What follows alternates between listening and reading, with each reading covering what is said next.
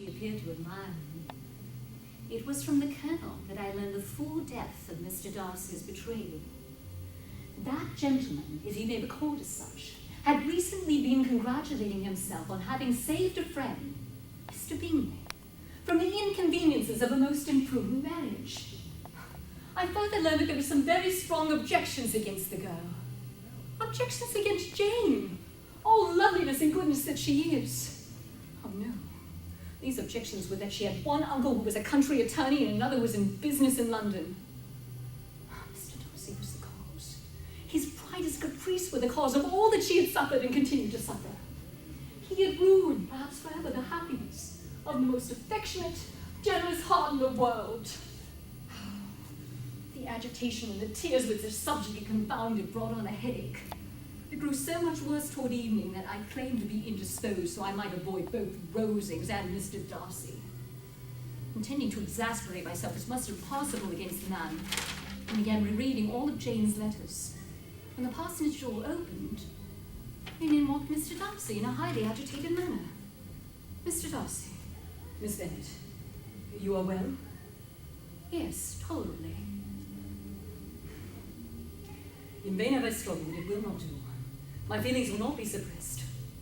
You must allow me to tell you how ardently I admire and love you.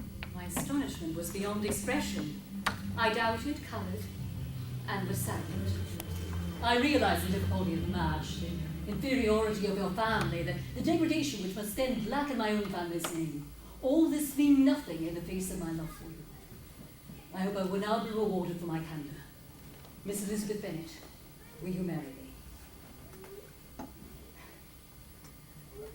In such cases as this, it is, I believe, the established custom to express a sense of obligation for the sentiments avowed, however little they may be returned.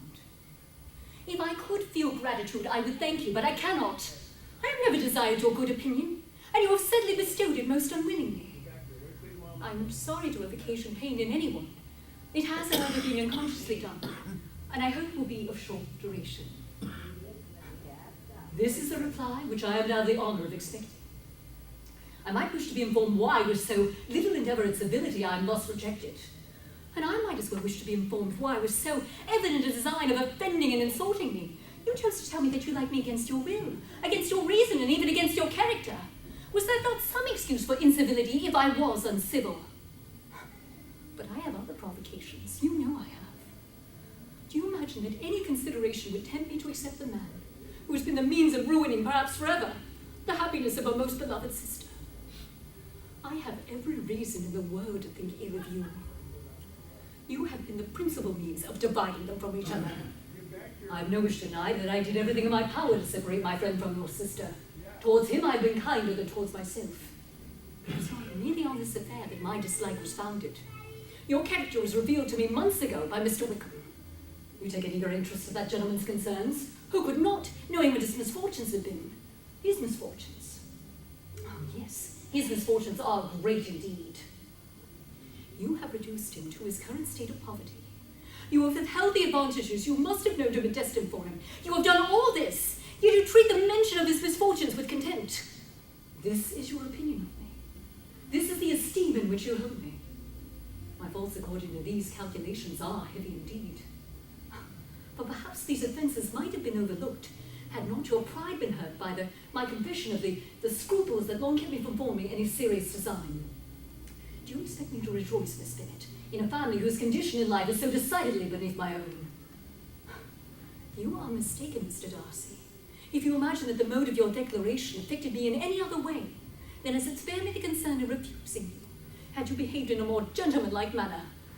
You have said enough, madam. I perfectly comprehend your feelings, and now I've only to be ashamed of my own. Forgive me for having taken up so much of your time, and accept my wishes for your health and happiness. And with these words, he left the room. The tumult of my mind was painfully great. That I should receive an offer of marriage from Mr. Darcy. That he should have been so much in love with me for so many months. It was incredible. But most gratifying